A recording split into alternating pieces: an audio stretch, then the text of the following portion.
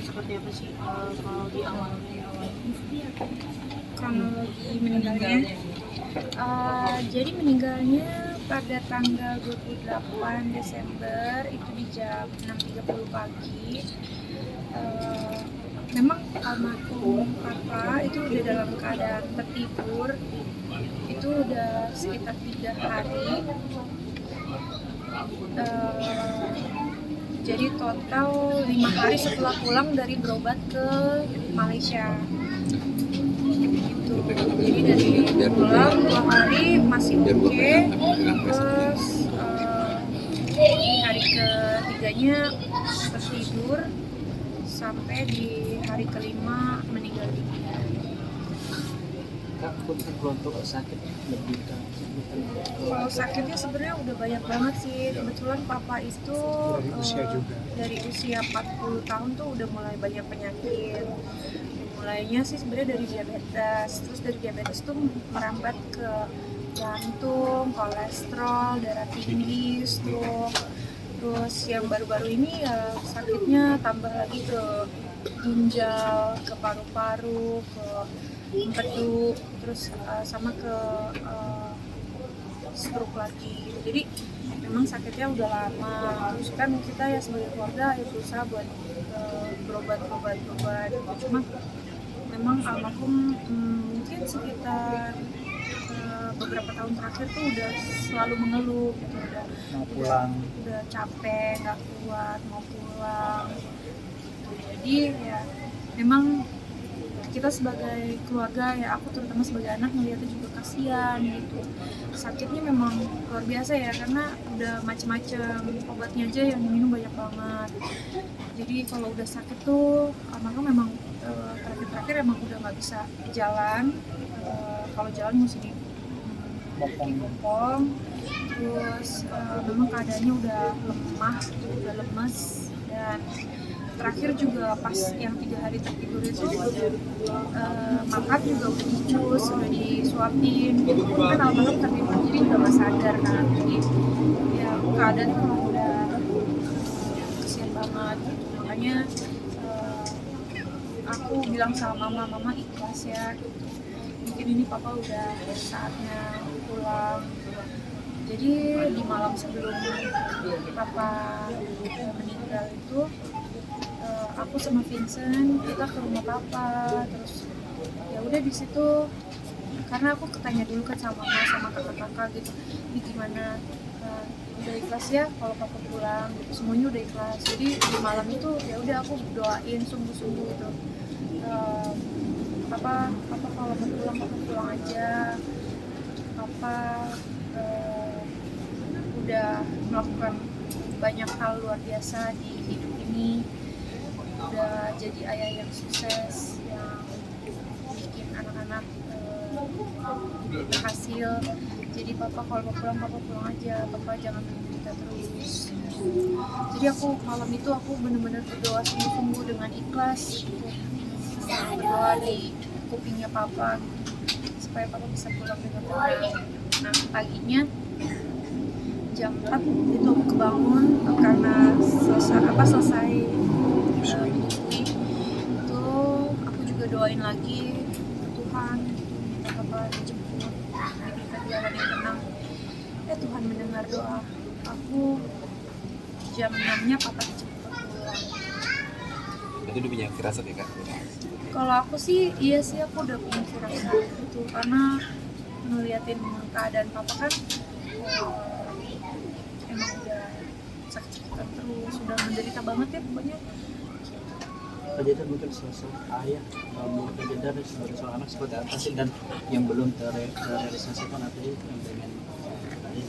Kalau buat aku sih sosok papa tuh luar biasa ya. Aku tuh aku mungkin satu-satunya anak yang gak pernah dimarahin sama seorang ayah tuh aku.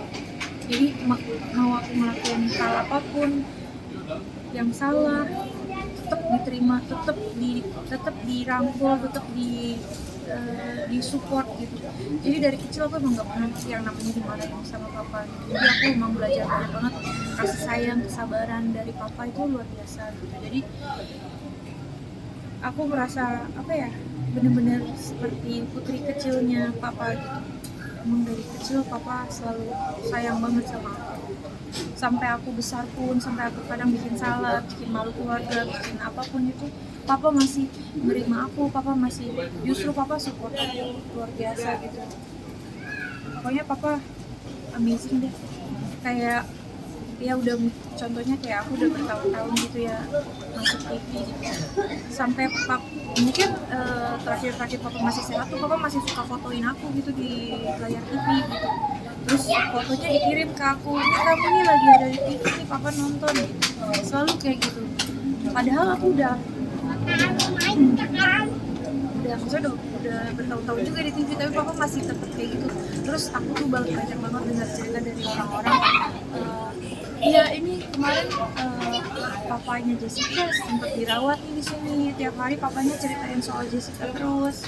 Saya papanya Jessica Iskandar gitu. Terus kayak banyak banget yang cerita yang datang kayak saya pernah nih ditraktir kacang hijau sama papanya Jessica, saya pernah ketemu papanya Jessica di sini, orangnya baik banget gitu.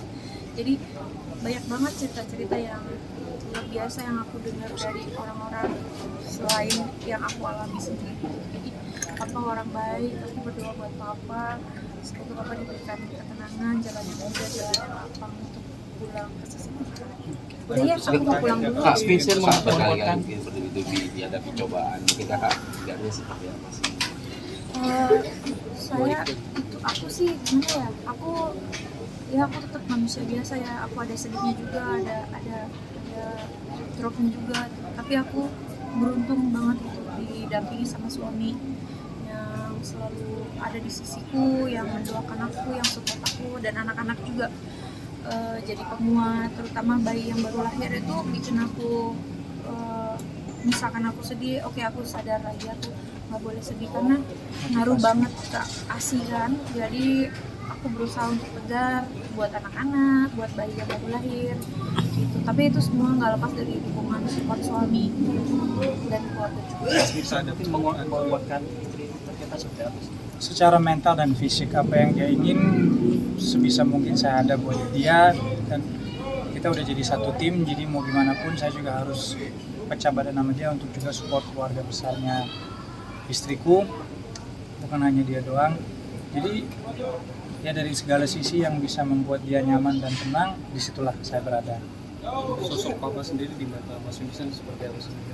Orang yang kuat, teguh,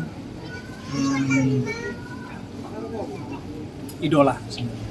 Dia memang contoh yang terbaik sebagai lelaki yang memang bertanggung jawab. Soalnya Papa Iskandar ini, Papa Hardi, dia punya 5 anak dan 5-5-nya jadi, 5-5-nya sukses, sehat secara mental dan fisik. Dia juga udah menjadi opa yang disayangi juga dengan cucu-cucunya semua, dan menurut saya pribadi dia menjadi role model. Memang orang yang memang kuat, nggak gampang nyerah. Ya kita bisa lihat dari segi sakitnya dia itu kan nggak sesuatu yang mudah lah atau yang kecil. Tetap seorang fighter dia sampai nafas terakhir dia. Rajis, ada pesan terakhir nggak dari Papa Rajis? Sebenarnya papa udah ini sih, maksudnya udah susah buat ngomong gitu terakhir. Jadi kalau pesan-pesan waktu aku masih muda gitu, pesan-pesan ya banyak lah hal yang diajarin ke aku mengenai hidup, mengenai memaknai hidup. supaya tetap kuat dan waras. Udah, Terima kasih ya, sempat aku ketemu pulang. atau ngobrol sama baby belum sih? Udah jenguk kemarin waktu aku dari rumah sakit kemarin. Pas Natal juga kemarin sempat merayain bareng juga nggak sih? Enggak, yang kemarin Natal itu cuma Erik sama istrinya, soalnya kan keadaan saat itu keadaan papa belum terlalu baik, jadi kita lebih fokus ke anak-anak aja sih biar mereka dapat sensasi Natalan aja. Tapi untuk dirayakan secara happiness besar-besar enggak. Pas kelahiran mungkin sekarang apa kabarnya Kak Jedar? Ada rasa Kremasi kabarnya besok gimana? kremasi. Kondisi sekarang Kak Jedar gimana sih? Oh, aku udah lebih baik terus setiap harinya berkat doa teman-teman semua. Besok Kremasi seperti apa Kak? Belum tahu besok kan. Di sini juga. Iya kayaknya. Jam berapa? Pagi abunya bakal dilarung apa gimana? Abunya akan dilarung. Oh itu nanti ya secara keluarga, inti keluarganya lah yang nanti akan milih mau diapain. Makasih ya.